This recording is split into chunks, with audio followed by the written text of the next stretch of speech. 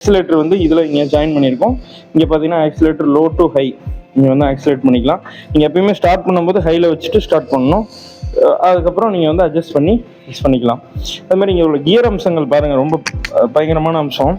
கியர்லேயே பார்த்தீங்கன்னா மொத்தம் 4 கியர் இருக்குது.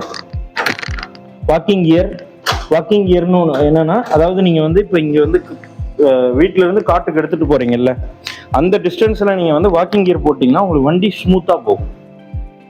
அதாவது நியூட்ரலில் போட்டு ஓட்டுறதுன்னு சொல்லுவாங்கல்ல, டிராக்டர்ல எல்லாம் வந்துட்டு லோடு கியரு நார்மல்னு சொல்லுவாங்க. அதே மாதிரி லோடு இல்லாமல் ரொம்ப ஸ்மூத்தாக வந்து வண்டி அது பாட்டில் போகும். நீங்கள் நார்மலாக மண் தரைகளில் நார்மல் ரோட்டில் இதில் ஓட்டுறதுக்கு வந்து வாக்கிங் கியர் அப்படிங்கிற இந்த ஃபங்க்ஷன் வந்து நீங்கள் யூஸ் பண்ணிக்கலாம்.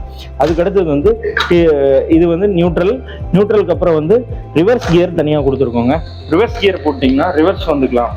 இதில் வந்து ஒரு பெரிய ஃபீச்சர் இருக்குது.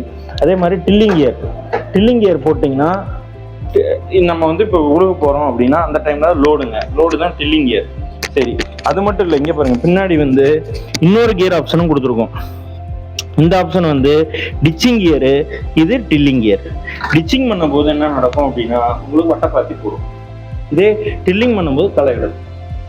இது மாதிரி ஒரு பன்முகத்தன்மையான ஒரு மெஷின்.